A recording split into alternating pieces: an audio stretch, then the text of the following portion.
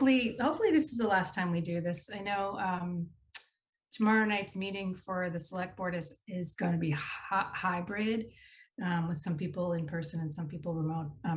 I find that to be a lot of work. So as long as the state said it was okay through at least this month. So, but yeah, it's looking more and more like we'll be doing in person in March, which is good.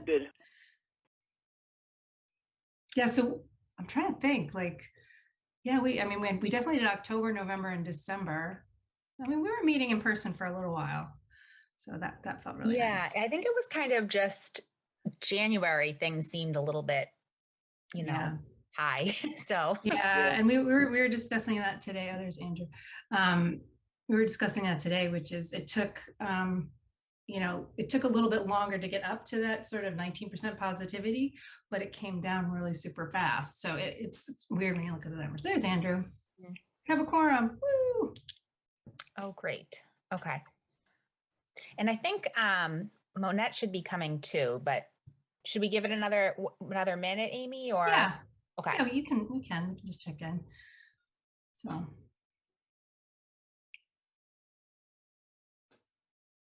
I'm not seeing, Monette was the one that was checking the trustee email. I think if there was anything, maybe she has more to report, but I think we just got the flurry on Friday. That seemed to have been it. Yeah. And she responded to everything, which she did. A very great way. Yeah, she did a great job. So John's not coming. Doesn't feel like Monday somehow. No. I wish it was like Thursday. I know, right? Yes.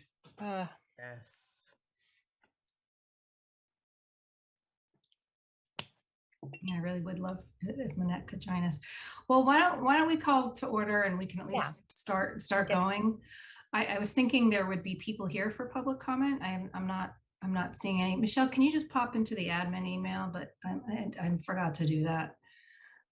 It didn't say to email us, but I don't know if there was any questions in there. I'll see if actually I can pop over to the. Nothing in admin. Okay. Nothing. Okay.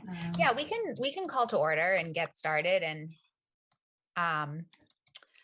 okay, so calling to order. So I'm just pulling up the agenda. Sorry. Okay, so the new agenda. Yes. Okay, so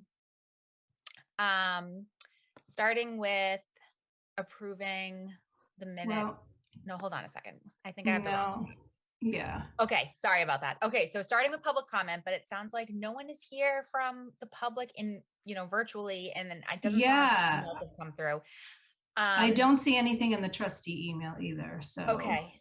I mean, I can share because I don't know what I can do though, is, share a little bit about some of the emails that we did receive over the past week, just because I know that, Monette, who kind of keeps an eye on the here she's here. She just joined. So we can kind of share the feedback we got though in that email account, and Monette has, like I said, done a great job of kind of monitoring that and responding on behalf of the trustees. So Monette, so go ahead. I just want to acknowledge Carla Nazaro, who is our school board, one of our school committee representatives. And Carla, this is the moment for public comment. Should you actually, as a resident or a school committee member, have anything, I just want to acknowledge you and say that you're here. Thank you. Happy Valentine's Day, everybody. Thank you. Valentine's Day. Okay. And I just want to make sure you did get the updated agenda item that includes the discussion of the vote on the library. So I responded to each of those messages and just said that we were meeting tonight as a board and that this was going to be a topic that we would be discussing and voting on. I think that summarizes it. Yeah, and the current policy that we have was in September, and it followed the return to school with it. It followed, it basically was following the DESE mandate, which put into the schools, and that is ending. And I know Carla and you are all going to be discussing this on Thursday. And so the I guess that's the way that September 21st chair, Dr. Rick Lopez, of the chair of the Board of Health, was very clear to say that the Board of Health doesn't necessarily, mandate necessarily over the schools or the library, but that does supersede even our mandate. So if we'd had a policy that said no masks, a Board of Health mandate would have superseded that. So that was like the superior policy to our policy. So there was some confusion there yes, if the Board of Health says we have to, shut the building, then we have to shut the building, whether you and the trustees want to or not. So I just want to make that clear that there's a little bit of a pecking order with these. So now that the townwide mandate has been rescinded, the underlying mandate is still, the underlying policy that we have is still there, and that's what's should we do that now? Yeah, it's pretty much the first agenda item. First thing,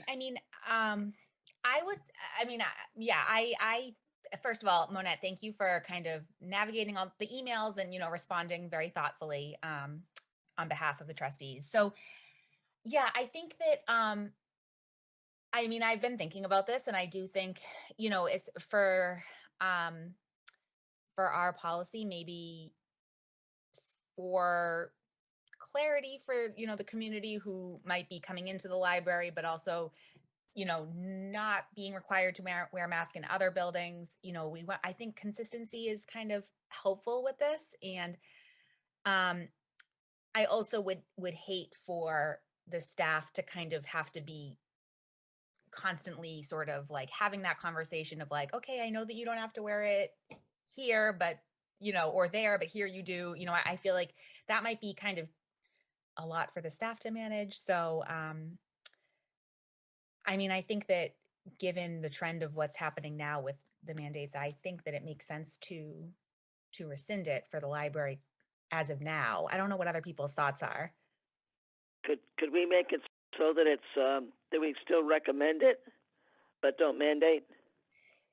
Because I have a feeling that some of the staff would be happy if people still wore masks. I agree. Cherry, I was kind of thinking the same thing. Like, I know that prior to our mandate, we kind of had the signage that, Right. Ultimately it's your choice. And that's kind of where I'm leaning as well. Like the still of maybe recommending and, but maybe taking out that mandate requirement. That was kind of my thought as well. I agree with that. I just also add, go ahead, Andrew, go ahead. Have you heard anything from the staff as to what they would prefer, or they get any feedback? I think it's very nerve-wracking because which is not to say against it. There's a couple things. What I was originally going to say is we're also, each phase of this, each time we go through this, we're in a different stage. So, when the original state mandate was lifted in May or June, most people were getting vaccinated at that point. And then, but the children weren't, it was the age groups were under a certain age weren't. So surge, like it went up pretty steeply, but it, basically since November, we knew this was coming. You're 6 feet in certain situations if you're nervous about it. Honestly, before COVID, personal space was sometimes an issue with our patrons anyway. So, so they're just, I think it's probably, there's, to your question, Andrew, I don't think people are actively against it. I think it's just, it's a big mental step to take.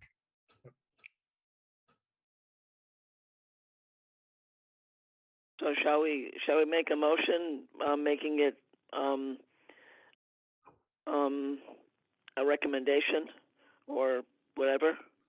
Yeah, so we could, so Amy, would that be making a motion to rescind the September, the September library face covering policy, and I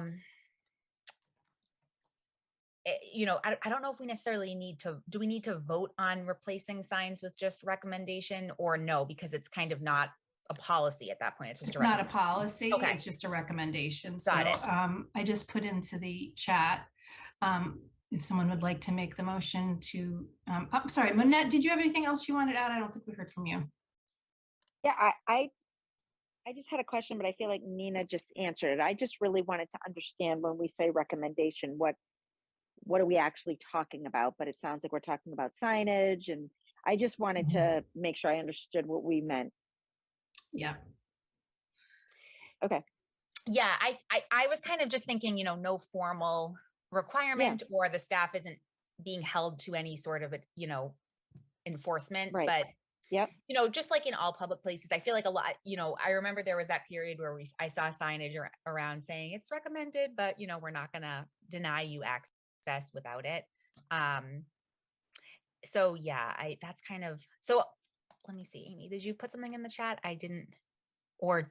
Oh, I did, but I didn't send it. I sent it to the waiting room because that's of course where everybody, where I thought I was sending it was not. Hang on. In the empty waiting room. In the empty waiting room. It sounds, okay, so do we have a motion to rescind the September 2021 face covering policy? So move. I'll second that. Oh, okay. So Okay. So I'm going to just do the roll call since we're virtual. So Monique, Yes. Andrew, yes.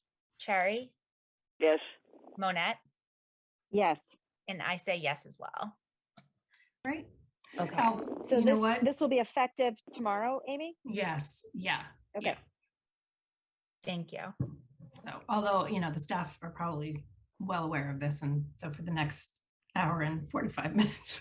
I was gonna say, you're gonna run up and change the sign right now? Right. Yeah. No, we'll work on that first thing in the morning and changing Yeah. some of the signage out and doing some PR. Michelle's on top of that. She and Desiree met today, knowing this was sort of in the pipeline.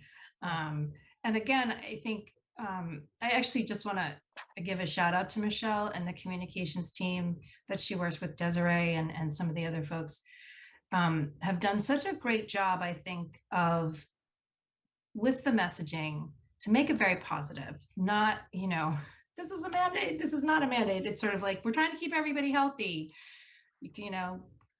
and to the point of, again, amplifying. The town just put together a regional testing site. So we're going to help promote that. Obviously vaccinations, trying to help the town promote that. So working collaboratively with other town departments to get the word out. So the messaging is always about our community health and our workplace health. And they've done a really great job with that messaging. So thank you, Michelle, and thank you to your team. Please tell them that. Thank you, Michelle. I don't think it would be a bad Amy, thing. Go ahead, Andrew. Sorry. I don't think it would be a bad thing for the signs to say, masks aren't required, but recommended. And if you don't wear a mask, please respect the staff and fellow patrons by maintaining social distance, like that.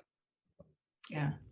That's one of the biggest things, I think, is if you just sort of say no masks and no one's going to, like you said, personal space still should sort of matter. I want the staff to feel comfortable, and if patrons are coming in with no masks and just sneezing all over everyone, that's still going to be annoying. Yeah. I think the social distancing element is important too. I agree with Andrew. Mm-hmm. Thank you. Mm-hmm. Absolutely. I agree. Thank you, Andrew. And I just think, I totally agree with that. And I mean, I think that I would hate to just see, especially as it moves towards the schools not requiring them, I would just hate for the library to be seen, it sounds like within the next few weeks, things will be changing a lot with masks in general in the community. And so, I would hate for at that point, the staff to be kind of constantly having to police, because, it's hard when you're kind of in one place and it doesn't require it, in another and it does. So, but I do think that, recommending them, or, Andrew, to your point about the distancing, and we still have masks. Do we have them if someone wants one and doesn't have access? Yeah. Okay. Yeah. Perfect. So yeah, I think that sounds like a great plan. We make KN95. I have them available for the staff if they want it. Okay. Not everybody takes advantage of them, but we do, and we get that through the town. And the other thing, Michelle has up her sleeve, back from when this all started, we had lots of little pieces of wash your hands, social, and they were They were just little reminders all throughout the library. So some of them were all together on a big chart, and it's possible we can reuse or revamp some of those with just reminders of, because all of those things still hold true. It's really great. You know, we have hand sanitizer stations. You can wash your hands, you can social distance, you can wear a mask. Those are all things that will help keep us healthy. And so again, it gets to how we're doing the messaging and where you see that and where it gets repeated. But yeah, they have all of that there. None of that has really changed. It's still, it's just mandatory. It's really just a little more optional. Monette, you had something? I just have more of a procedural question. When we receive emails with public comment, should I send the contents of those plus the author's name to Michelle to be included in the minutes? Should I create a folder in the email that saves them by date that we discuss them? Right. I think they do not need to be published in the packet. Those emails do not, I mean, we have to save them. We can't delete them, but we don't need to put them in a packet of any type. The select board, I think they list the emails that they would get, but even that's not required. That's sort of never been a requirement. By law, what needs to be maintained is keeping in mind, like, you know, we're using a Gmail account, so you can't really, it's a little bit different than a private email server. By law, if there's a complaint or public comment, really, I think it's really more of a complaint, those have to be retained until the issue is resolved. So for example, if you have 5 emails that say the library should get rid of the mask mandate, and we've gotten rid of the mask mandate, those are essentially resolved issues. I think if there were other complaints, like a book challenge, and it was going on for months and months and months, and we're discussing it and not deciding, maybe that's something that you would hold on to a little bit longer, but again, until it's resolved. So public record wise, complaints need to be kept until they're resolved. And public comment public comment in a meeting. Sending an email is not necessarily to public comment. It's just an email. So as far as thank you for the clarification. Yeah. Okay. All right. So moving on then to the approval of the minutes from January 10th. Yes. Did anyone have anything to add or change on the minutes or edit? This time. Okay.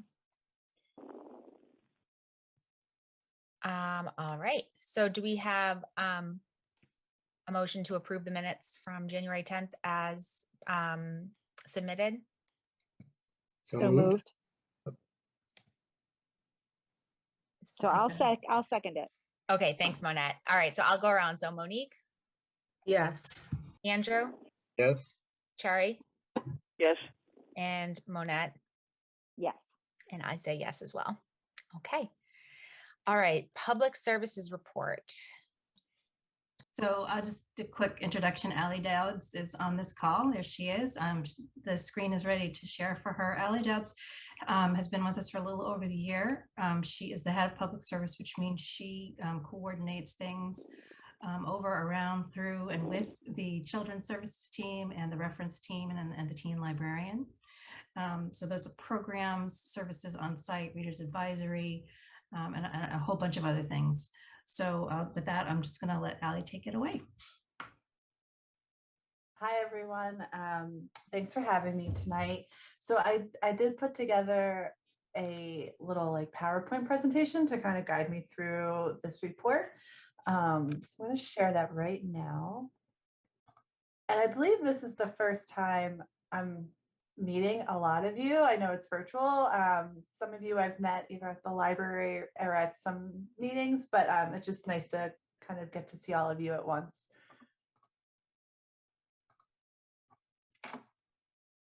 All right. Let me just kind of.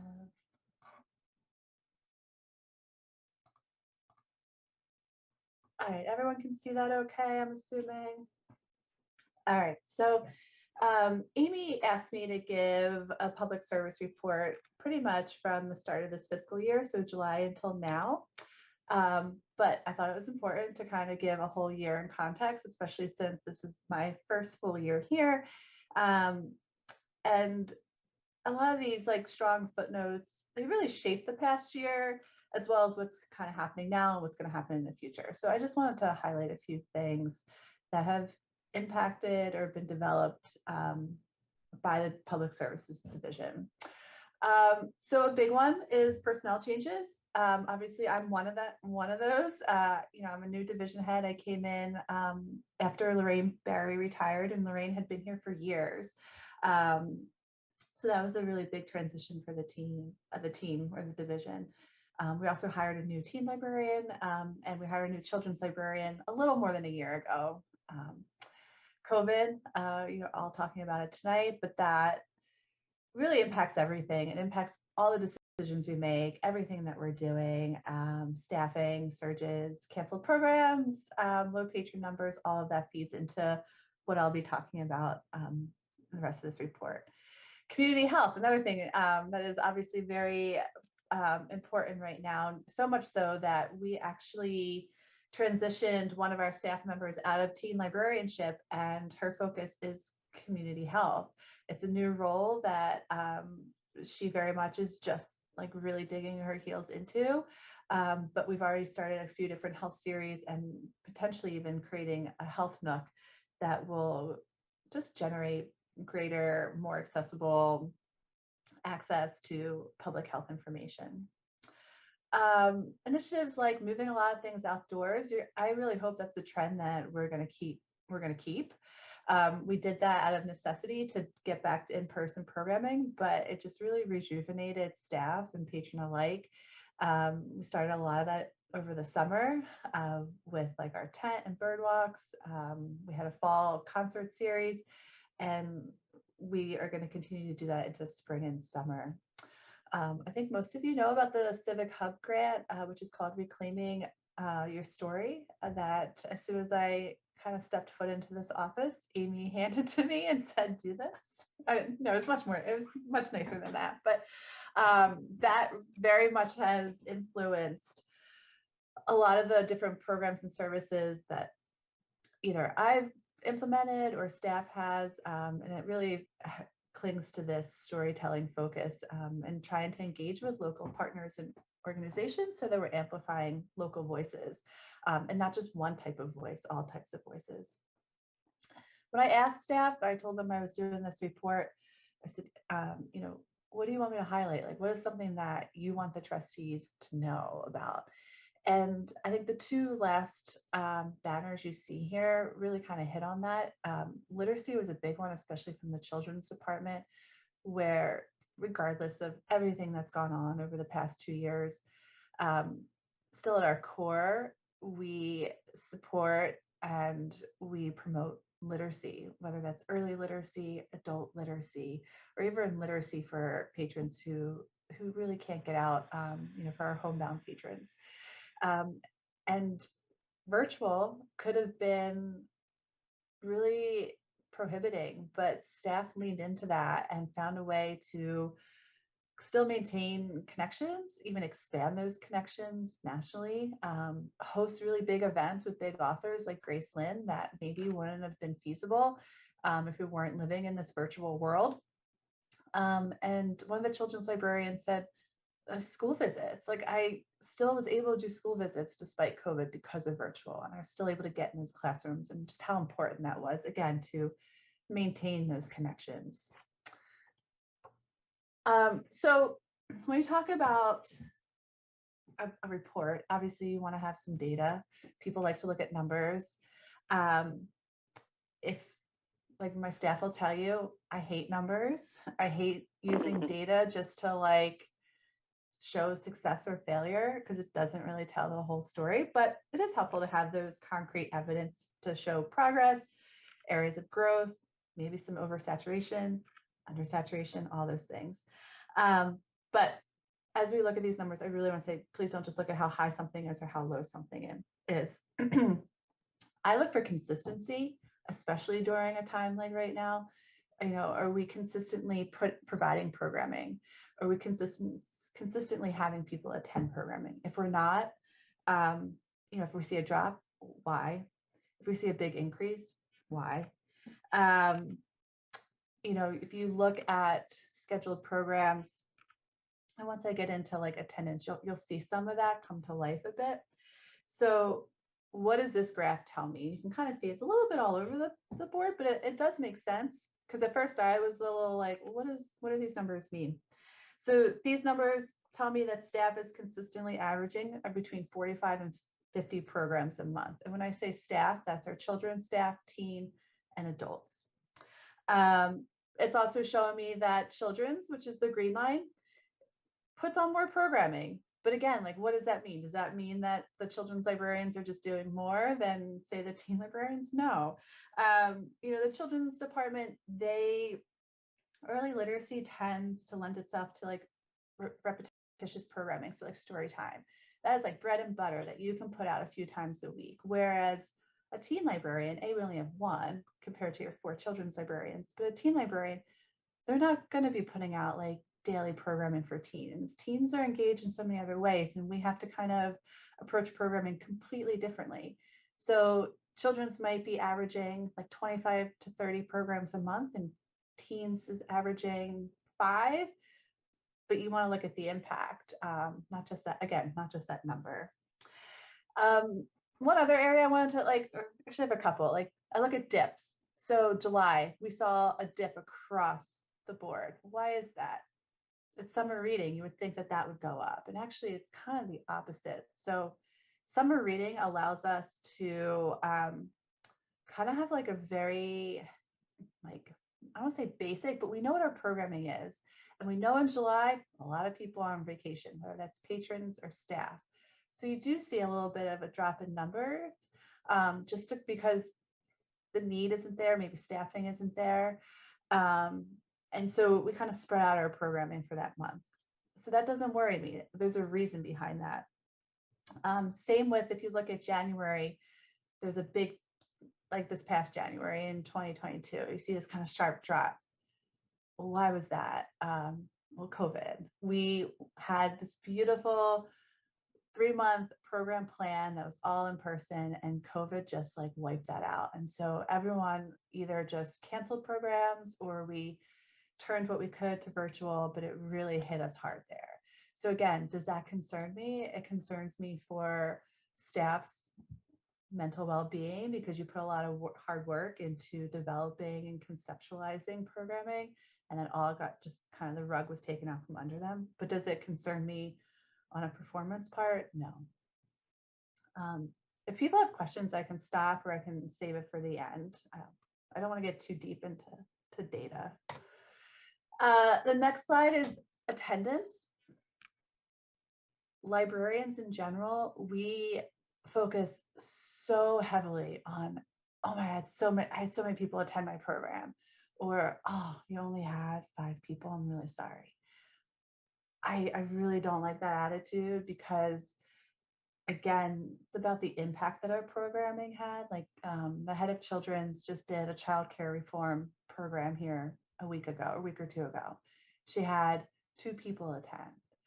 And so at first glance, you might be like, well, that program wasn't important because you only had 2 people attend. No, that program was really important because we had a childcare provider and we had a work. So if you were just, again, to look at numbers, you'd be like, wow, why is there such a sharp, dip in numbers? And there really isn't. There's actually pretty, like, what has the pandemic taught you? And I think most libraries, if they're able, will keep some sense of virtual because of that access. And that outweighs the cons of maybe something that we're missing or yearning for that from the past. So time will tell, right? Whoops, sorry. So my next slide is, what does all this data represent? And I thought it was like really important to kind of actually show you what staff here is doing. So you see those numbers, and they don't tell you the story. They don't tell you that, our adult services, they're still hosting their book groups. We're doing programs that address public health, mindfulness, grief, aging well. We've brought in some really important authors on climate justice, race, environment, and then teens, a big transition year for teens, losing 2 teen librarians. One is still here, but in a new position, and bringing on somebody new and very new to actually the profession. But, connecting with teens during COVID was pretty hard, but our staff did that. And then our new librarian is kind of forging into, topics like teen dating violence, partnering with NAGLI, and really supporting the LGBTQ community. These are, again, things that data is just not going to tell you.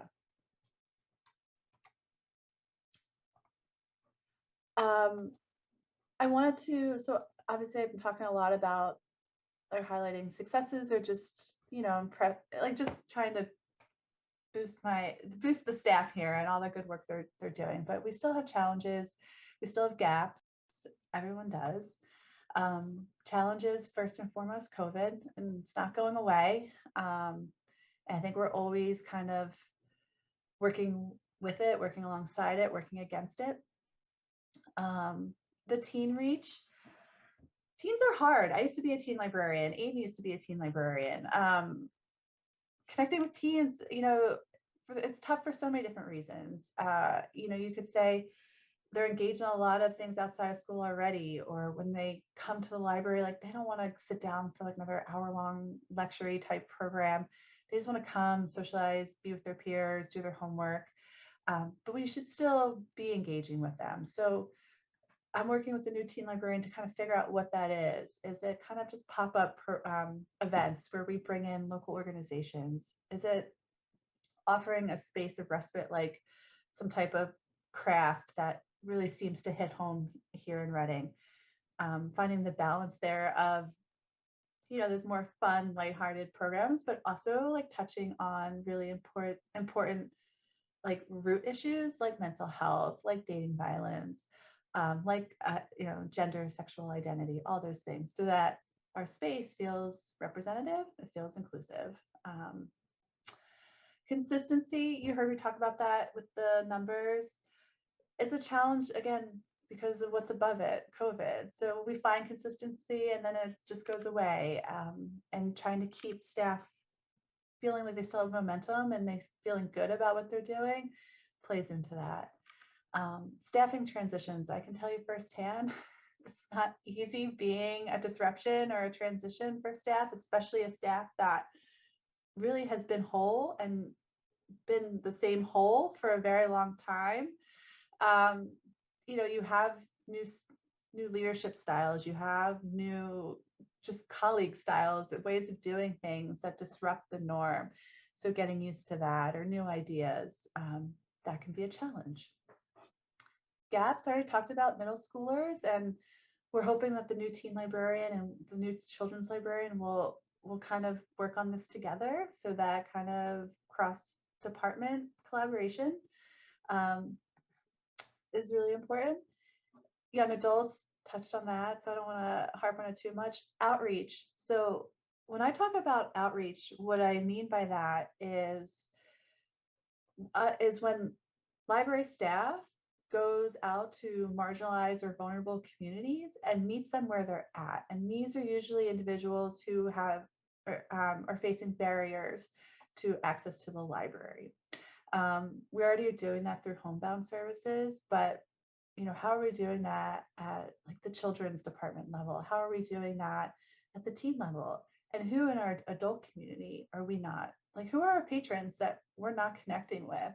Because even though Reading is this very seemingly well-read, very engaged town, you can't sit here and tell me that there's people who don't engage with the library, who don't have library cards, who can't access us in that really traditional sense.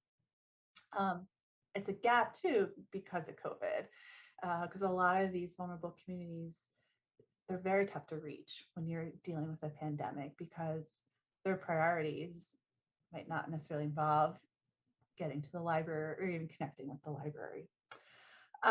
Local history. So we do have a local history librarian, and we just haven't done a lot of programming. So this is actually just a goal of mine, is aside from preserving local history here, how are we actually then kind of putting that back out to our community or re-engaging our community at kind of a programming level? And so Eileen Barrett, who's our local history librarian, is retiring in April, bringing somebody new, we'll be hiring somebody new, and that will be a goal for that new person. So looking forward, so I've been here a year, and in many conversations with Amy, especially when I first started, I really got this understanding that when she restructured the departments to function as like a division, she really wanted to strengthen the vision and goals across the departments, which helps to kind of unify, streamline staff efforts, and align them with the library goals and its mission. So part of this to me was creating this identity for the public service division, which is the division that produces programming and services for the public. Historically, children's and our research and readers services departments function separately. Even staff within these departments somewhat functioned on their own little islands. So I was like, what is like one way to really pull everyone together? And so I created these pillars. I'm hoping that they're going to guide our practices, guide how we select and choose public programming, services, presenters. It's kind of a checks and balance for me, but I hope it's a checks and balance for staff while adding value to us as a division, adding value to what we do. Why do we do what we do? So I came up with these 4. Climate justice, that kind of hits on environmental education, sustainability, climate prep. Human rights, again, these are just like really brief descriptions. You could add a whole lot more to each of these pillars. But human rights touches on culturally appropriate and sensitive, safe space for identity and expression, as that connects to race, gender, sexuality, health, family dynamics. Diversity and inclusion, representation. That's not just in like the types of programming, but the speakers that we bring in for our programming, how we compensate our speakers and our presenters, racial justice, social divides and barriers. And our last one is health and wellness. Really, obviously I have a bias. My position before this was as a public health librarian, and then the pandemic just amplified all of that. But mental health, self-care, aging populations, fitness, nutrition, health access, navigation. As librarians and libraries, we're not supposed to be the experts, but we can be the connectors to this information, to these resources. So I realized that these are like high-level categories, so implementation will differ. One great example is in April, we're hosting Thomas Green, who's the vice president for the Massachusetts tribe. So it's a local history program, but like we wanted to connect to like different age groups. So we're hoping to complement his presentation with storytelling for younger patrons by other tribal leaders.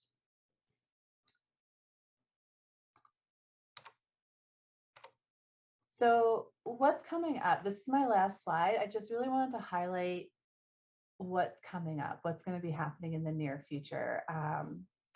So I just separated into like the 3 different, even though it's 2 departments, it really is kind of 3, because you've got adults, children, and teens. I did promise staff that I would highlight 3 that they very much wanted to bring to everyone's attention here. The first one is we're doing our second Pride Storytime on March 5th. This is rescheduled from January because we had to cancel it due to COVID. The next one is the Native Lands Local History that I just talked about. It's happening on the weekend right before, it's Easter weekend, the weekend right before April vacation, the start of Passover. So it's not the greatest day. It's a Saturday, but it's when Thomas Green could come. Michelle worked with you all on like the land acknowledgement that we're working on incorporating into, our language here and the programming that we do. So we're really trying to generate some interest and attendance in this program. And the next one is we just started, it's a new series. It's adaptive programming for young adults. And young adults is kind of that 22 to 30. And this was formed out of an idea from our children's librarian, Ashley Waring. who really wanted to tap into the community of young adults with on the autism spectrum, as well as with intellectual and developmental disabilities. Because at age 22, they call it the cliff, where they no longer have access to public support and public like programming. So how can the library kind of not fill that gap, but support that gap? So we are partnering with Nature Connection, who's going to come in and do a series that's February through May, and it's geared towards this very vulnerable, specific population. So we're going to pilot it, and if it's something that we feel is connecting with this community, we're hoping to maybe do 2 multi-month series throughout the year to support this patient demographic.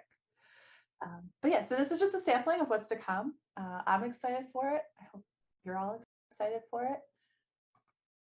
And oh, Monette, I just saw your question. Is ages 6 to 11 receiving library services through elementary schools? Explain why this age demographic is less active. So I think it's a lot of things. I think that age group is starting to really become involved in extracurriculars. So they're doing a lot of things. They're still obviously really dependent on, the adults in their lives bringing them here if they can't walk here. So, we're teens, they can, for the most part, can come and go. I think it's just a really busy age. It's a really busy time for that age. On our end, I think a lot of focus goes into the younger kids in the children's room. And then there's kind of this miss, right? It's like, who's responsible for them? The children's librarians or the teen librarian? So they kind of get lost, just like young adults ages 21 through 30 kind of get lost in the adult service shuffle. Same problem.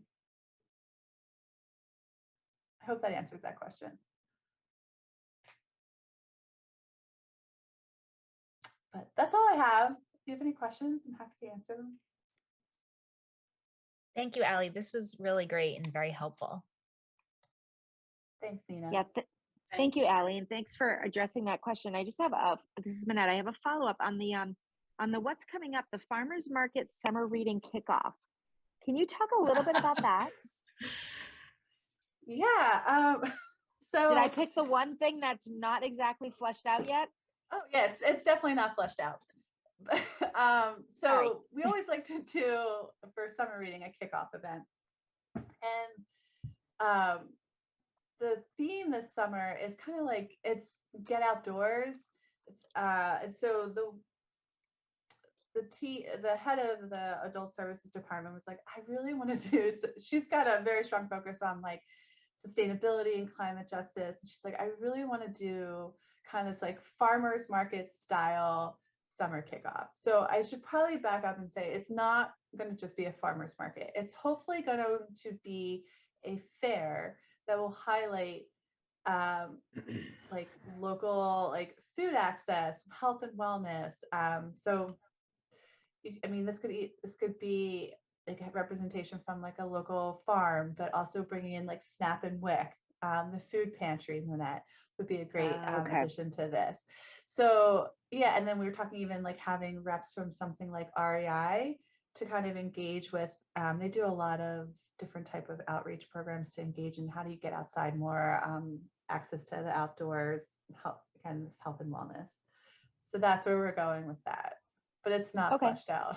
And and I think too, we're not doing sort of eats and beats, that kind of thing, but there might be teen bands or something like that. But I also, the YMCA, Reading Rec, so who are internal community partners that really, can really amplify. But yes, it's not fleshed out.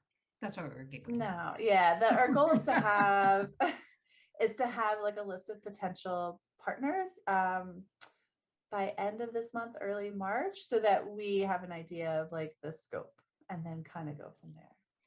Okay, so, thank you. Yeah, and that program will go through the DRT program, the department review team, which is public safety, DPW, facilities, and we just all sit around and make sure we get everything that we need for logistics. So yeah, it's we do something, we've tried to do something sort of largish in the library space for some kickoffs for a while now. So. I have a question as well, Allie. And this might be another thing that I'm not sure how far along in the planning with Ashley's the adaptive programming for that adult ages 22 to 30. Where are those? I guess what I'm wondering is like the outreach for those programs. Like, is that coming just kind of from outreach to specific agencies and programs, or is it sort of partnering with one particular organization to start and then taking it from there? I'm just kind of curious on outreach for that. Yeah, so Ashley's working on this with Susan Beauregard, she's like the new community health librarian. And in the planning process, that was a big question, was like, how do we get buy-in from like the population that we're targeting? And so so Ashley is very connected in this community. And so the one idea was like, we're gonna partner with like one organization or maybe multiple, or just like use these connections to promote. I hate just like always blaming COVID, but I think that was part of it that interrupted like that direct connection, like, and buy-in from those organizations. So I think we're still trying to figure that out right now. It's just promotion to those contacts. Mm-hmm. We don't have, say, one organization that's like, yes, we're bringing 5 adults and we'll be at this program. I think that's our hope. And it might just take us a little time to get there. But it's open to the public too, because we do have patrons who have family members or loved ones who are in their 20s. Yeah. But kind of they need that space that's uniquely to them. Absolutely. No, I think it's a great idea. And I was kind of just wondering, because I actually, like, in my day life, I work for the Massachusetts Rehabilitation Commission, so or MRC. And so it's a state agency, but for folks who have disabilities, and we work closely with DDS, who works with the autism population, and so I mean, I was just curious, because I can even reach out to Ashley, and I might have some other ideas too. I just know that for me at work, anytime we hear about like a free local resource to send to folks that we work with, we're like, oh great, because it's like open and doesn't necessarily require like a large cost or like eligibility period. So I think people will be excited to hear about this opportunity. I think it's great.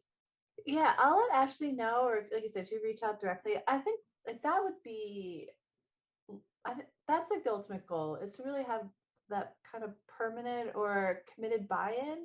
And if it is just from, 1 or 2 partners, and maybe it's not the same set of individuals that are coming every time, but it really just continues to keep that connection strong to, again, that targeted community is what we need. So when Ashley approached me with this idea, and then we roped Susan in, I was like, let's just pilot it. Let's get a partner to put on the program. So that's why we're working with Nature Connection.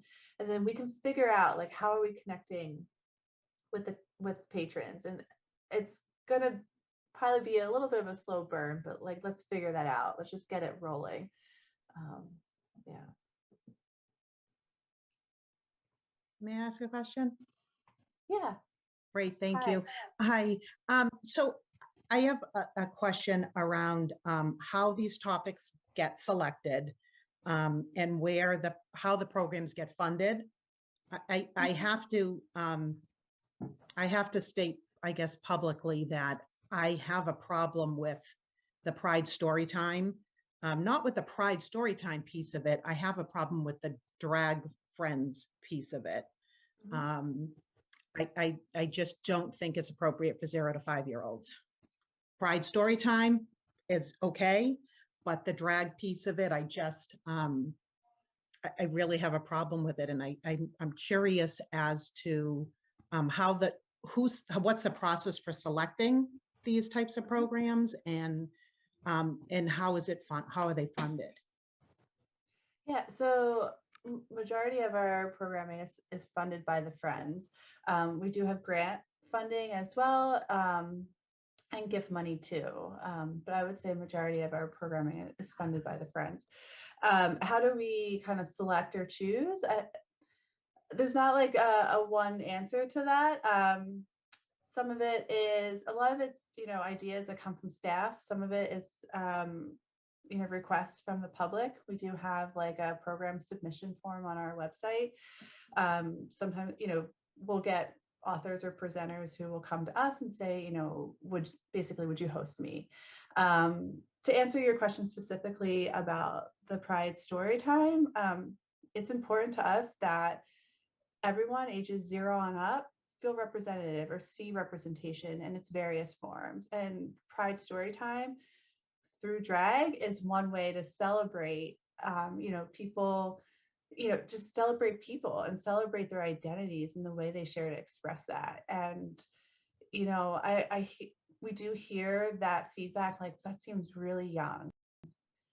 But there are kids that are really young who are seeking that representation. They want to see other people that they feel like they're connecting with. And then this isn't me just saying it as a layperson. This, pediatricians will back that. I'm sorry, I don't have that right in front of me right now, but like kids very young are, questioning, how they identify, again, whether that's through their gender, whether that's through their sexuality. And I think it is important for them to have that safe, inclusive space that celebrates everyone. And this is one way that we do it.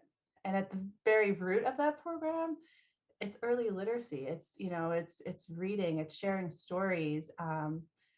And the organization that we're working with is a credible organization. We've gotten questions on that, like, how do you know who's coming in from this organization? That organization they've been around for a while. They vet the people who they're performers and the individuals who work for them. So I think some of like those concerns, I hope if you were to come to the program, or if you were even to connect with said organization to learn a little bit more about them, to understand like kind of really where their value and mission comes from, and that it is positive. And a lot of the individuals who are doing the drag story time like wish they had this when they were younger, and they felt like they could identify with somebody or see themselves represented and celebrated in that way. I guess where my problem is the targeted age group. 0 to 5-year-olds, they're concerned with playing, being outside, and snack time. I don't think they're looking to identify with the drag queen population. That's me speaking as a mom, as a taxpayer. It concerns me that program, and specifically, like I said, not the Pride piece, the drag queen piece. It's inappropriate for 0 to 5-year-olds. If I may make a comment, number one, I would imagine that there are children in the town of Reading who have parents who may, from time to time, be in a situation where they are indeed drag. So maybe that would be something that would reaffirm for that child the fact that their family is has a right, or has their family is different, but it's still okay. My second point is that these programs are choices for people to attend or not attend. Nobody is forced into seeing this, and if a parent doesn't want their child to go, then they simply don't let their child go. You could even, Monique, I see your hand raised, and I just want to, this kind of comes across in collections too, like what we have on our shelves. It's the same thing for programs. Like we offer a variety of programs, just like we try and offer everything in our collections too. And then we very much leave it up to the patron, whether that's a parent, a guardian, an individual, child, whomever, to choose what they want to have access to, what they want to read or not read, or attend or not attend. Monique. I don't have a question, but I wanted to thank you, Allie, for your presentation tonight. I just want you to know that I found it very informative, very, very engaging. Loved your Thanks, graphics. Monique. Just want to tell you it was a great presentation. One of the things that you talked about were concerned or mentioned you might be fudging your numbers a little bit. You could always change that slide to a 10% engagement. And, at least that way, you may not feel that you're fudging as much, but again, just thank you so very much.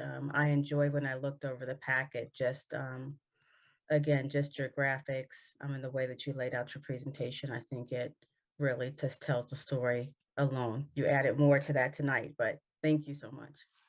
Oh, no, you're welcome. Thank you. I agree, Allie. Thank you. And yeah, I know a lot of people I've been getting texts tonight about how awesome the winter warmer recommendations are. There are people, I have friends who are watching.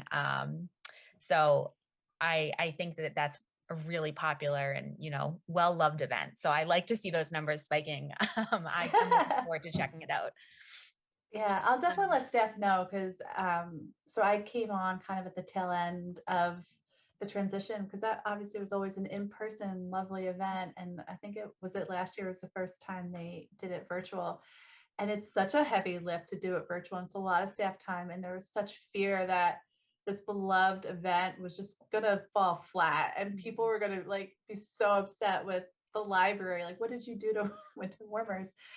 So it's really nice to hear that people, we got so many phone calls today. When's it going live? When's it going live? So yeah, there's still that huge support. Definitely.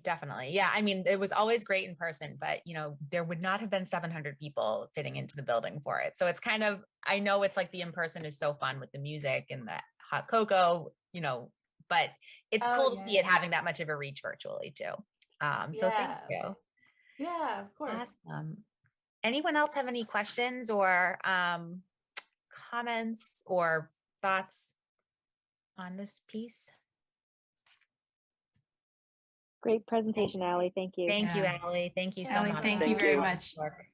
You can take the rest of the night off. Well, you're not done with me, right? Don't I have to do the safe child policy? Oh, geez, that's right. I forgot. Yeah. Oh, good timing then. Well, leading right in then to the safe child policy. You're right. Absolutely. Yeah. Do you want me to share that? I can share that. Okay, that'd be great. All right. So as the trustees know, we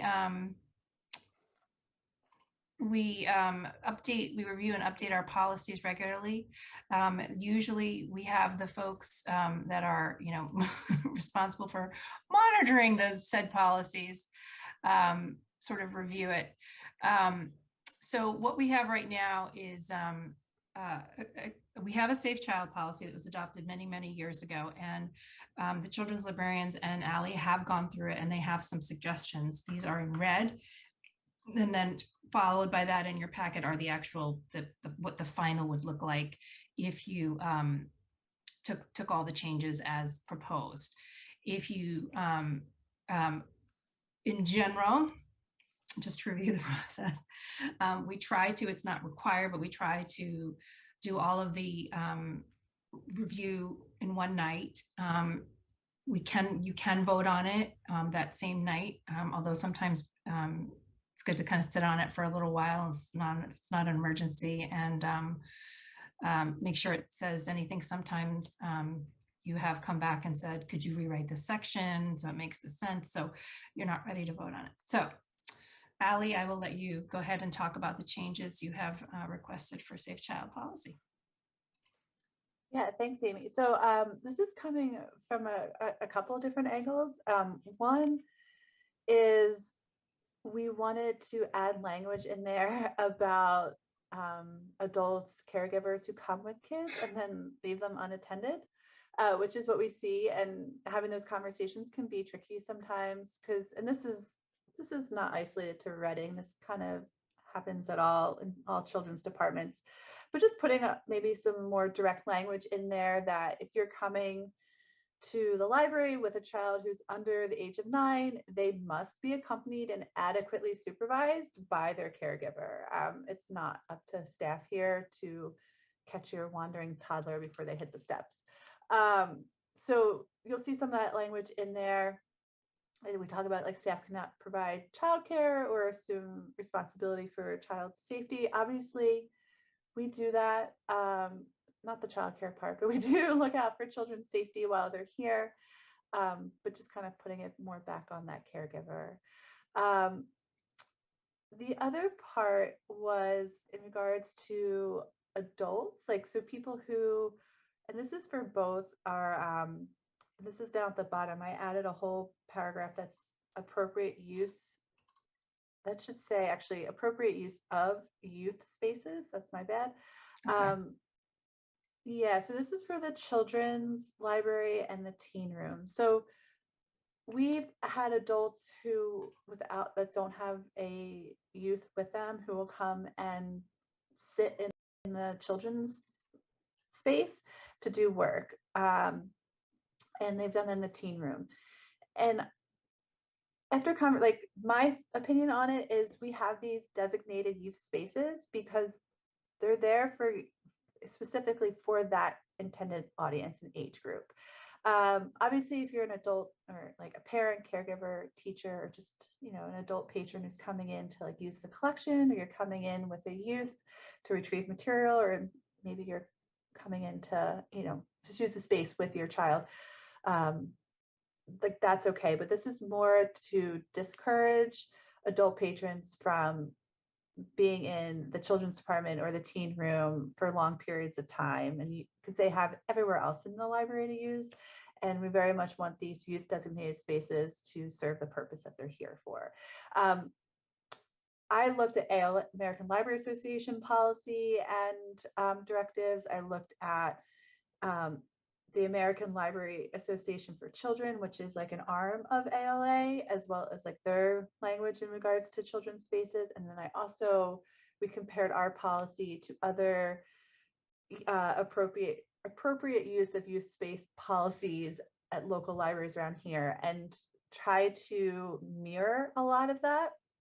So we're not just like pulling this, like we're not making up this language. We really did try and do our research to use appropriate language, but also to mirror the same policies that our governing body, which is ALA, is asking us to. So that's the changes you'll see. I don't know if anybody has questions on it. I only have one suggestion, and it's pretty minor. I wonder if we could change the word customers in the second paragraph to patrons. I think we typically refer to the people who use the library as library patrons, not customers. Yep, that's fine with me.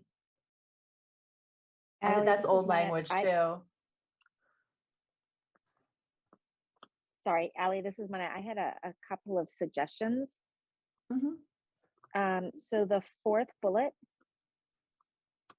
where you say parents or guardians, I think prior to this, you were going with caregiver, so maybe it's parents or caregivers. Okay. And we try to be consistent with that throughout the policy. So like in the last bullet, it says caretakers. Mm-hmm. Yep, that's fine. And you'll see a lot of this that's me not catching older language and being consistent. Yeah, so yeah, it's okay. That's fine. And then my only other suggestion is under the appropriate use of youth spaces, the paragraph that's been added. At the beginning, it says children under the age of 12. And then a little further on, it says the teen space is reserved for grades 6 to 12. I think it might just be from an application perspective, when you're trying to explain the policy to somebody, either go with ages or go with grades. So like either the first one could be, 5 and under. Yeah. I would actually say it's 6 and under. Yeah, it's grade 6 because there is a bridge year that I'm sorry, but I see what you're saying though, Manette. I just think, if you're trying to explain it to somebody, it's just going to be easier for them if you stick with one way. Yeah, no, that's fine. I think like part of that is when you talk about like younger kids, at least for me, you tend to refer them and this is from like a library jargon, we tend to refer them in reference to their age, and teens, we reference them in terms of their grade. And so that's definitely what I did. And that's library speak that I don't even realize I'm doing. Yeah. Allie, would you be comfortable with saying with children through grade 6? Yeah.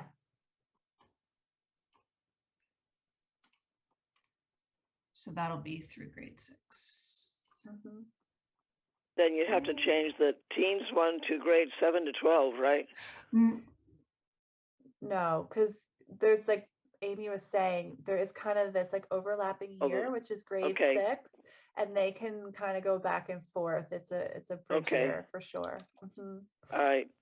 I was just thinking that might be confusing for people having the same grade mentioned twice. And this is like kind of sorry, Sherry, go ahead. No, I understand the bridge thing now that you've explained it, but somebody who's looking at this might not understand why grade 6 is in 2 places. And this kind of goes back to like what, again, like that library speak of younger audiences, we tend to use ages because like your little ones, they aren't in a grade, right? And that's true. But once kids get to a grade, I guess you can do, I mean, grades beginning at kindergarten, I guess, technically. Yeah, I'm trying to think of like the reason we don't use ages for teens is because, so you look at grade 12, you could have a 17-year-old, you could have a 19-year-old. We tend to, but then you could also have a 19-year-old who's not in high school. It's very gray. Yeah. No, I understand. I can see how that is, but maybe you can just think about that, and maybe you can vote on it next time, and then we can see if we can iron that out in some way so that it's, or maybe we can even mention this bridge year. I don't know if that's a thing that should be done or needs to be done, but that may help clarify matters too, so that kids in grade 6 can go either way. Yeah, like, or is it okay if I just take a look at this, Amy, and just play with language a little bit? I could even maybe give 2 options, and then you all could vote what makes the most sense. Yeah, I can't think on my feet right now on it. I'm not trying to complicate matters, but rather to make it so that everybody would understand, and people wouldn't wonder how come we have two different standards. I don't know. Just maybe it's my sense of wanting order. So in general, however, it doesn't sound like there are any major objections or concerns about this language. It's, really clarifying that if you are an adult and you just decide to go hang out in the children's room, you may be asked to leave and to use the other more adult spaces. I actually think it's kind of creepy when adults go in children's rooms and hang out, and ditto for the teen room. It just seems a little weird. So. Yeah. But I think I come at it from the angle of like you want these spaces to feel safe. So that's touching on what you're saying, Cherry. And when I was a teen librarian, we really stressed that like this was their space, and we wanted teens to be teens in it. And the same goes for like a children's department. We want children and their families, or to treat it like a children's space. And that's why they were created. Exactly. Exactly. Okay. So Allie and I will work on the Allie will work on the language, and I'll present her changes next time. Allie, you don't need to come unless you have something, but it sounds like substantively what we're talking about are clarification and word choice edits, and being consistent in the language, use of language, and de-jargoning our the policy. Right. Any other questions on the Safe Child policy? No, I don't. Thank you, Allie. This was great. Thanks. Now you can go. Yeah, thank you all for listening. Appreciate it. Thank you. Great job, Allie. Allie, great Have job. a good night, everyone. Yes, great job. Bye-bye. Good night. Thank you. All right. Okay, so I'm just going up to, sorry. Okay, the next one is the history room policy Yes. clarification and update.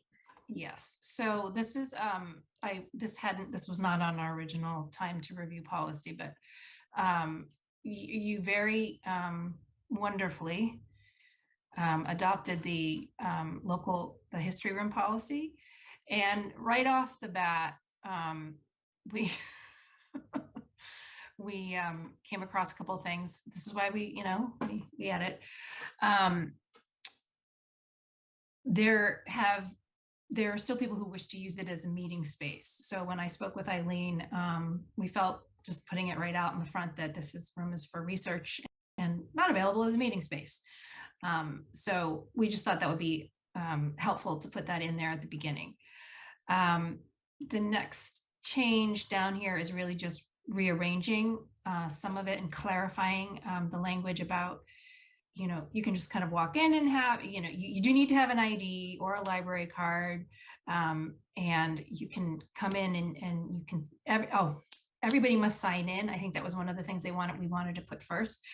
We've had a couple instances where person A will go in, they're using the microfilm machine, and then they let person B in or person C in, and then they're having a meeting, which is really interesting. But so we wanted to make sure that it's very clear that everyone in that room needs to sign in. And that's, that we've never had that before. So we're kind of getting used to that.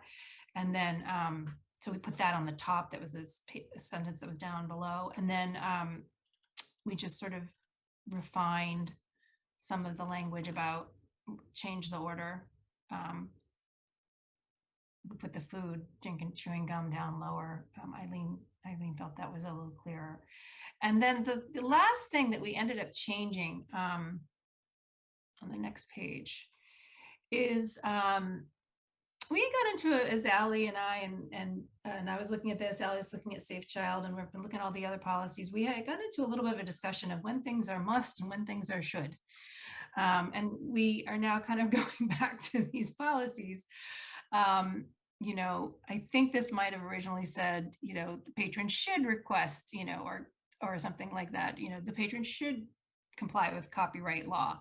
And we really want to make it very clear that the patron must obtain permission to use the copyright permission, etc. The patron will obtain appropriate permissions.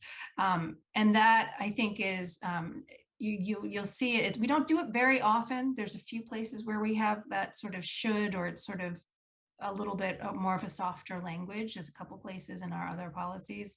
So you'll see that come up over the next year as we, continually work to update them. But this is, again, it's not a substantive change. It's firming up the language. So those are the three sections that I'm requesting for you to review and either vote on or accept. They are not substantive. They really are, except for perhaps not available as meeting space. That's a little new.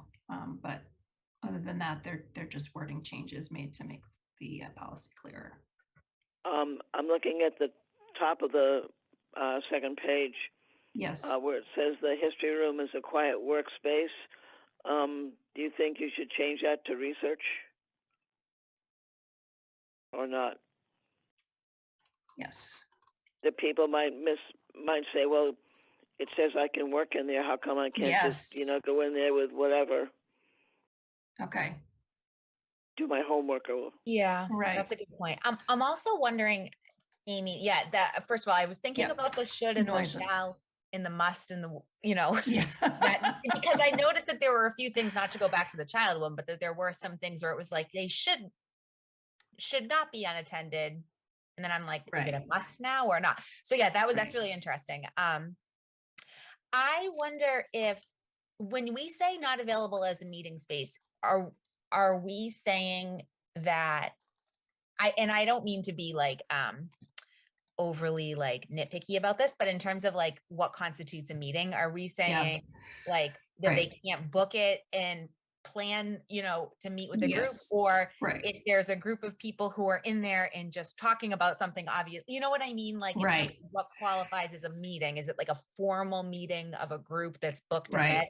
Okay. So Eileen and I spoke about this, and it is researchers come in teams, like that's absolutely appropriate. I think what happened in the two situations we had where, one person was like, oh, come meet me at the local history room, I'm doing some research, and then, then we can talk about that thing that we wanted to talk about. And so I think the first thing that we wanted to fix was when Eileen went up there and there were 4 people in the room and she only had 1 person signed in. She was a little, okay, something's wrong. Something's wrong with our system here. And that is on us to help monitor that. And that may be, just reiterating to the person that, if they will be joined by additional researchers, those researchers need to sign in at the reference desk. But I think the person also very specifically said, I thought this was a meeting room. So, it is definitely a space where you could have 3 or 4 people. I'm thinking of like the Blodgetts could come in and they would be working with, someone, Laura Jebb, and they're working on this whole thing for some anniversary thing for the town. And yes, they're talking about something. So we're not trying to monitor the content at all. We're just trying to make it clear that you need to have permission to go into the room. You have to have the purpose is for research and working with the materials in that room. So does that answer your question? Definitely. Yeah, that makes a lot of sense. Okay. So Cherry's suggestion to change workspace to a research space. Any other suggestions or changes? And again, I can bring this back next month, or you can discuss it tonight. It's up to you. Why don't we vote on this one with the one change? I move that we accept the history room policy as amended. I second that. Okay. All right. So, okay, I'll just go through. I say yes. Monique? Yes. Monette? Yes. Cherry? Yes. And Andrew? Yes. Okay, great. All right. Okay, so the space update. Okay. We got a phone booth. Yes. Very exciting. We're very excited. Yeah. So not much on that. I was going to give you an update that I got from, let's see here. Lori McGrath. I had a very specific conversation with her on February 4th. The update for the turret, there's still no firm dates, but the order is in at the factory for the shelving in the turret, for the turret in the round, we're calling it, the shelving in the round. We're looking at the end of March, beginning of April, and it's a rough timeline, but that could change. Right now, they're only scheduling the installation once the materials are on hand, so we don't even have an installation date, but it shouldn't take that long. It should take a day at the most, I believe. And the biggest barrier that they have is when they get all the pieces, and then there's the one doohickey thing that goes on all of them is not there. So they'll get everything and then they'll miss, the company didn't have enough metal to make toe kicks or crossbars or something like that. But it is going, it's just going slower. They are in touch regularly with the factory and the distributors, trying to get things going. The wood pieces are really not a problem. The pretty wood end pieces are not a problem. They should be coming in just fine. It's really it's the metal, it's the acquiring and processing of the metal. So we also have the office is completely done. It's has been wired for network and phone. We have the furniture on order, and of course it's delayed, but it will hopefully get here soon. But for the moment, I think that's the majority of our, FY 2022 space projects doing super well. So. Amy, are you in touch with the Friends to just give them this same update regarding the turret? I can write up a report and send it over to Eleanor. That would be great. Awesome. And then one other question on it. What about signage? Is there going to be, like above the doorway into the turret, something that says second chapter book room, or is that's that something that's something that's a little bit farther down the line and is a little fuzzier in terms of procurement. Okay. But other we are doing additions to other signage. For example, the sign at the bottom of the stairs that says, audiobooks that way, that is going to be changed out, and we'll have, Equity and Social Justice, Office of Equity and Social Justice added to it. So we have ordered those. Those are in production. We also have ordered signage. We're changing out some of the restroom signs. It's difficult to read. Some of those are light letters on a white background. It's just very difficult to read. So we're adding some blade signs and some additional signage those were things that were on a list from, quite literally over 2 years ago. And then we were like, not in any hurry to replace those signs while nobody's in the building. So now we're back in the building and we're ready to update that. So. Okay. Yeah, it would be really great. And I understand the fuzziness around that. So I don't know how we resolve the fuzziness, but it would be great if it was in place when it opened. That would be ideal. Yeah. Okay, great. Any other questions about the space? Okay. All right, thank you. Okay, so approval of FY23 budget request adjustment. Okay, here we go. I knew I put all this stuff on in the packet for a reason. Okay.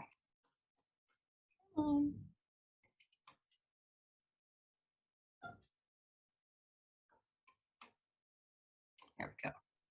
Oh. There we go. So this is just I guess it's a vote of approval. The town accountant went through and had to make some tweaks.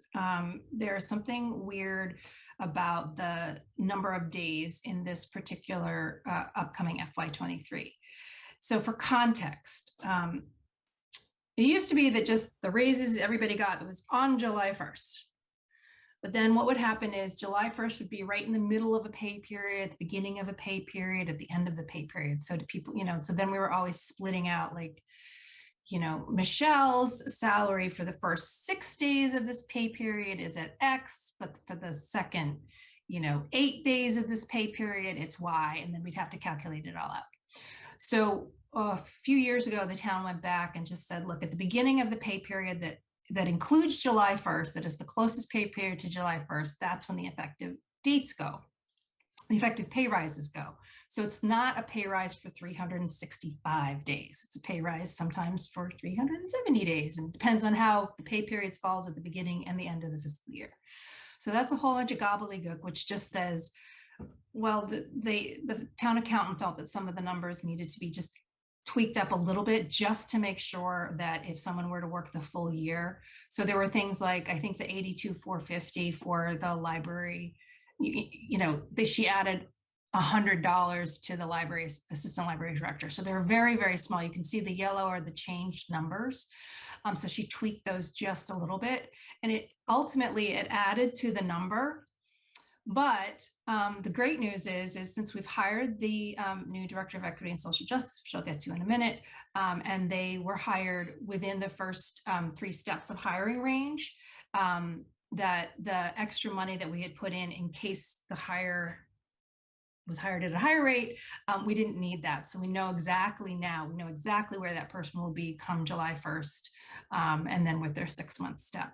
So we were able to reduce that number. So the net is actually a reduction of, as you can see here, a couple $1,000s. So we're just looking for you all just to approve that, yes, you understood that Amy changed the salary line for the FY23 budget, and that you're okay with the new number. And I believe that, okay. I move we approve the adjustments in salary for FY23. Second. Okay. So I say yes. Andrew? Yes. Monette? Yes. Sherry? Yes. Monique? Great. Okay. Thank you. All right. So next is the committee, right? The AR, what is it? AARPA Advisory Committee appointment.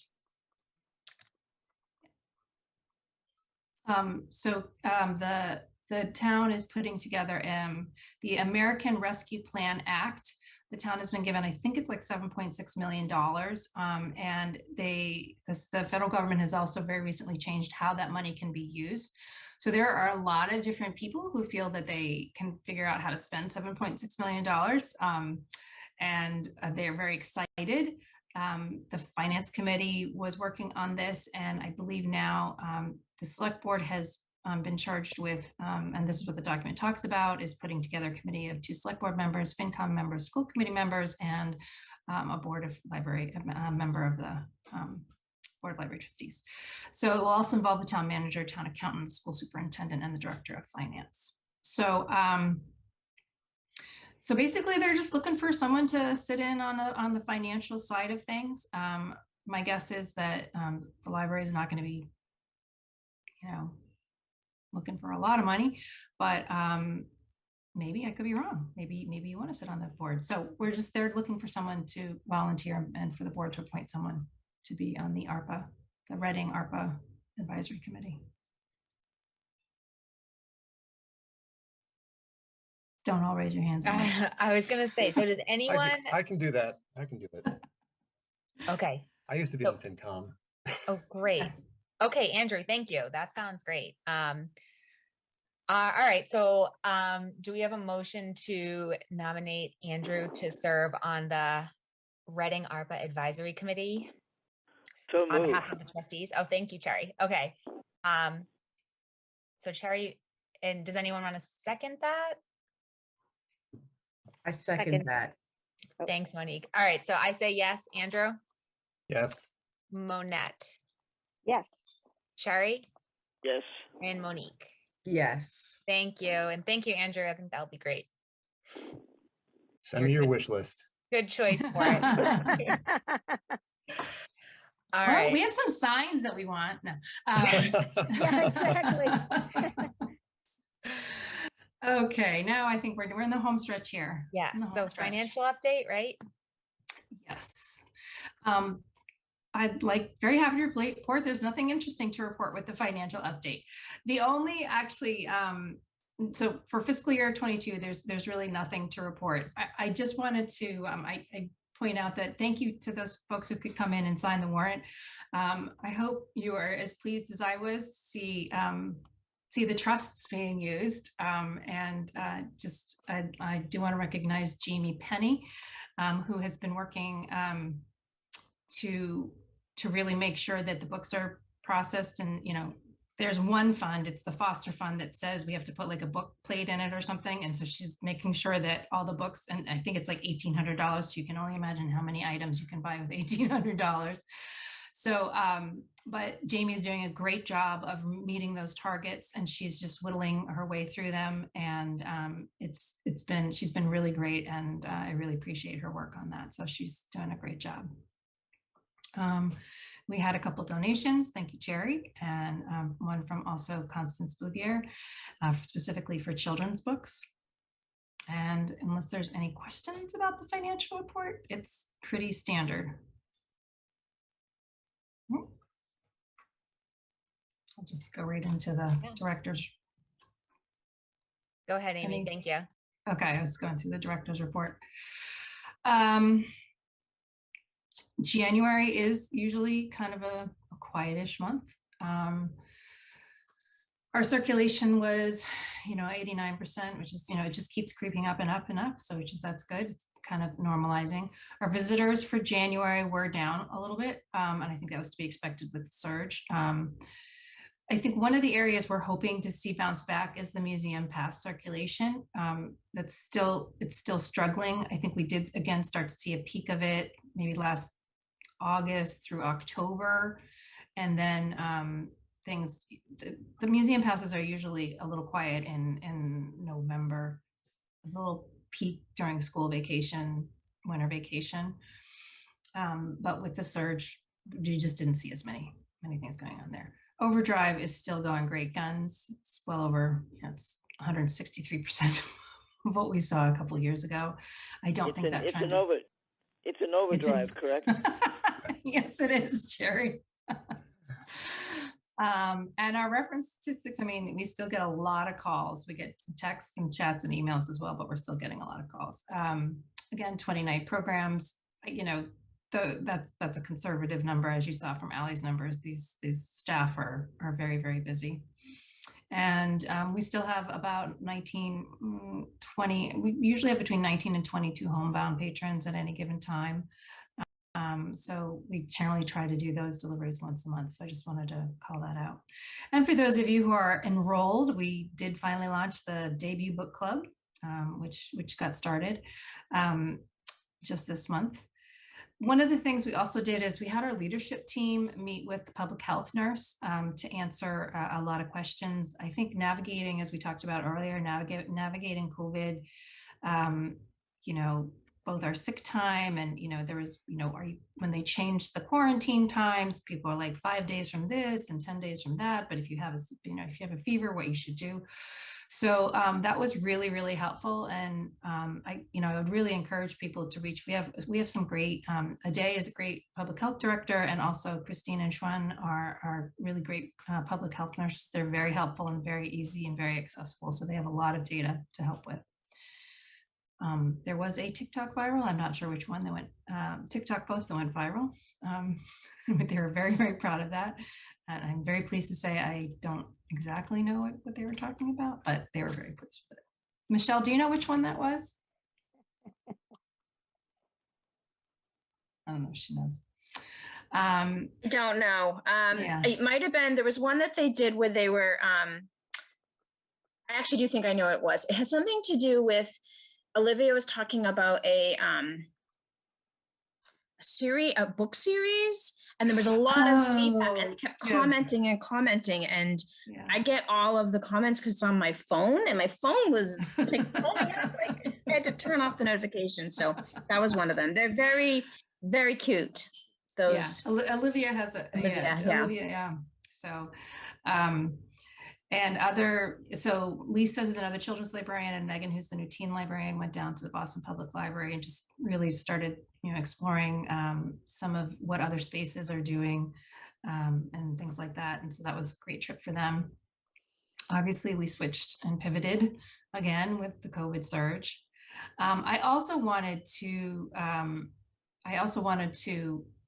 just give I think Cherry was in my office and I showed her the Pandemic Peace Project.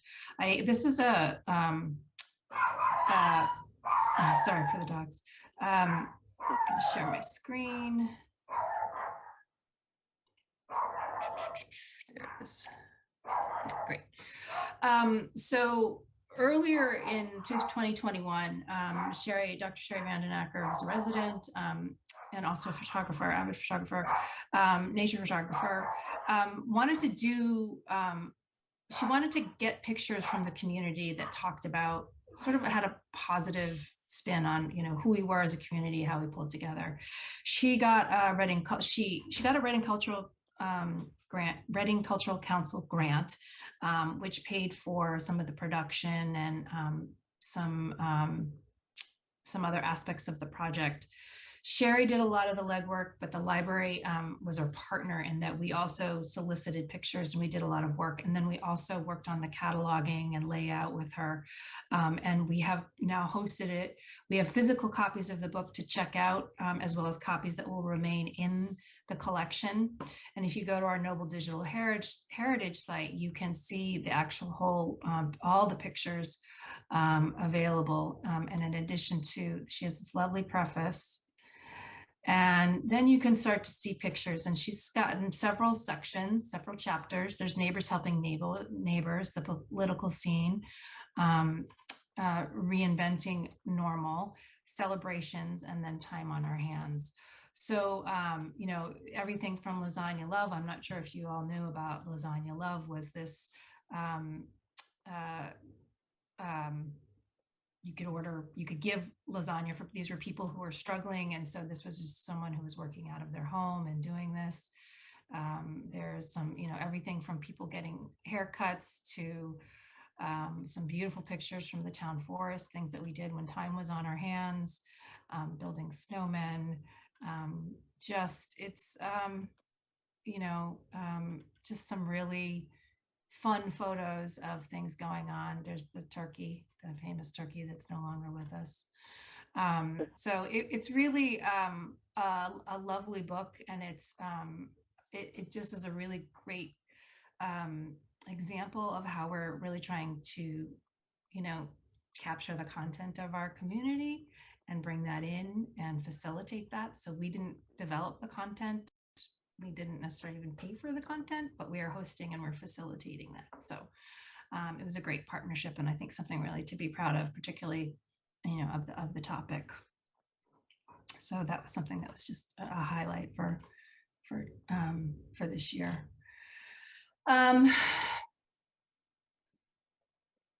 Winter Warmers is tonight, so as soon as you get off here, you can go look at the YouTube and get however many books they're recommending. Also the Melissa Selden, who's our Elder Services librarian, has been working with Dementia Friendly Reading, and they're working on our library of things that include a therapy baby doll, a therapy puppy, and a therapy robotic cat. They're all not alive, but they are shown to have positive impacts on people that are experiencing dementia, and they're very interesting to look at. So, but we're developing also, you know, kits and books and things that are very helpful for also caregivers, for people. We have posted that position that Eileen is departing from. We had a bunch of 6-month reviews. Ali talked about the turnover that we have. So yes, we've had a fair amount of turnover. We're particularly excited about the number of substitutes we've been able to add to the roster. And finally, under personnel, Dr. Sujeshna Chatterjee will be joining us on March 1st. She may not have any furniture in her desk in her office, but she will have an office and a phone and a laptop. So we'll at least get her that, and maybe just a table and chair to get started with. But we're very, very pleased with this.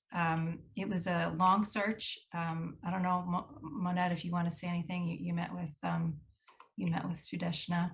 If you had anything to say or add on that. You meant Monique, probably, right? I'm sorry. No problem. I'm just staring at the ends. Yeah. It was a very comprehensive search. And as you said, yes, it did take a while, but the final candidates that we had were all great high-level candidates. And I enjoyed working with the committee. And Andrew, of course, was on the committee as well. Yeah. So we're very excited about that. What else? I really think that's it. Everybody's doing professional training and professional development. Our focus for the next few months are actually getting everybody refreshed on the mental health first aid. We're doing that through a combination of the Mass Board of Library Commissioners is offering a series of the mental health first aid that they can do remotely and virtually. It's still 6 hours. So that's, you know, what we're having everyone who works over 10 hours a week to take that. And then the ones that we'll do in-house live with Erica McNamara from the Reading Coalition, those run about 6 to 8 hours, and we'll have one group that can do it in a day, and another cohort will have the option to do it on two Thursday mornings. But that's something that we're trying to get checklisted. Pretty much everybody needs to take that as a requirement. But it is something that every time you take it, whether it's a refresher or the first time, you learn something that you can use at work and you can use at home and you can use with yourself. So it's really important work. So that's my director's report. Amy, oh, sorry, go ahead, Monette, you go first. I just had a quick question. I noticed in the January snapshot, you made a point of saying you had 19 homebound deliveries. Yes.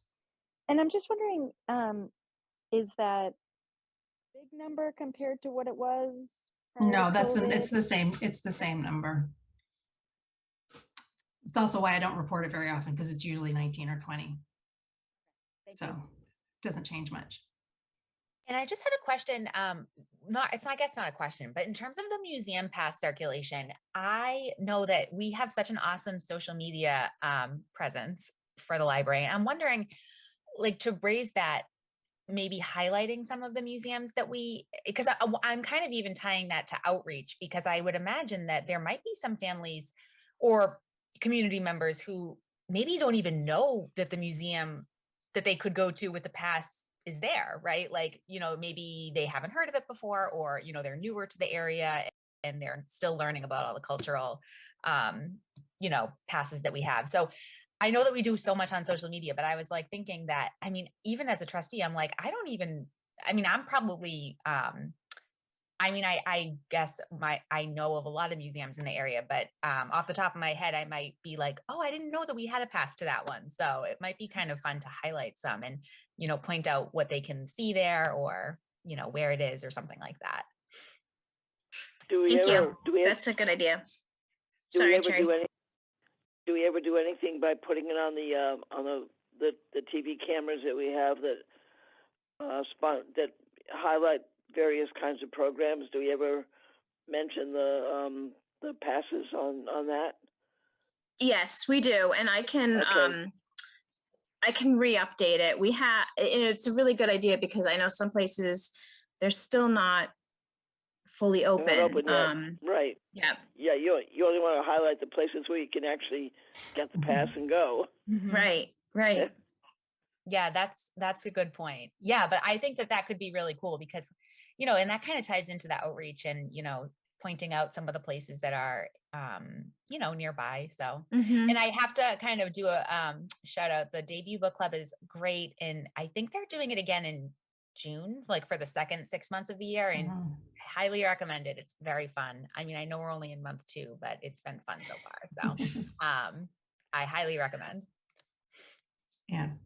I think too, one of the things that we've also tested out this year, Desiree and Michelle tested out doing the direct mailing. There's a name for it, but it allows you to really target just like almost down to the neighborhood. So if we know that there are like these new buildings where they have, a lot of either apartments or condos, and, those are obviously people that are probably newer to the community.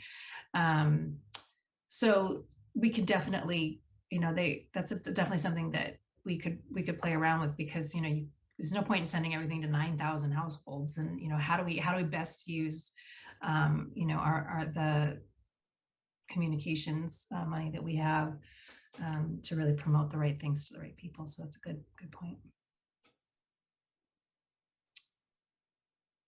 Okay. There used to be and I know that they don't have it anymore. There used to be a welcome wagon that targeted people who, when they moved into town, they were informed about a variety of things about the community.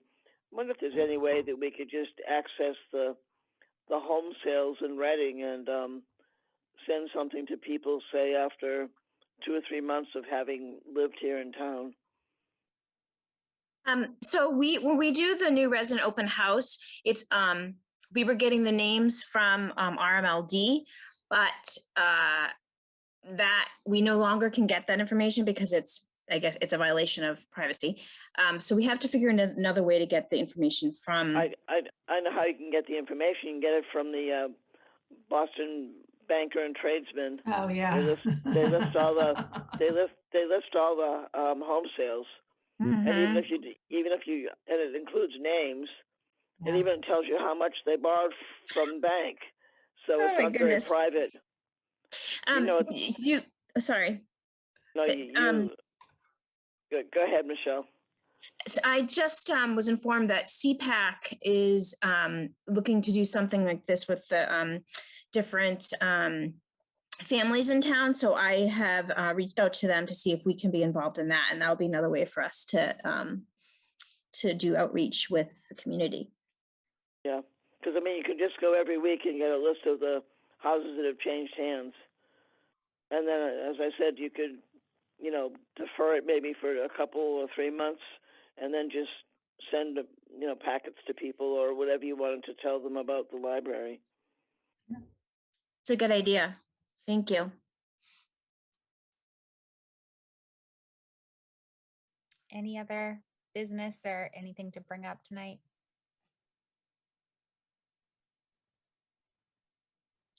I'm good. All right. Do we have a motion to adjourn for the night? Or I can make the motion. Sorry. I'm like, all right, I move to adjourn our meeting tonight. I second that. All right. Okay, Andrew. And I saw him say yes, even though he's mute, so I know he's Yes. sorry. Thanks, Andrew. Monette. Yes. Sherry. Yes. Monique. Yes. And I say yes as well. Okay. Well, thank you, everyone. And yeah, I guess next month for March, we should be able to be in person. Yeah, we'll plan on person. We'll plan on being in person, and we'll go from there. All right. Thank you all. Have a good night. Good night, everybody. Thanks, everyone. Thanks. Everyone. Bye-bye. Yep. Bye-bye.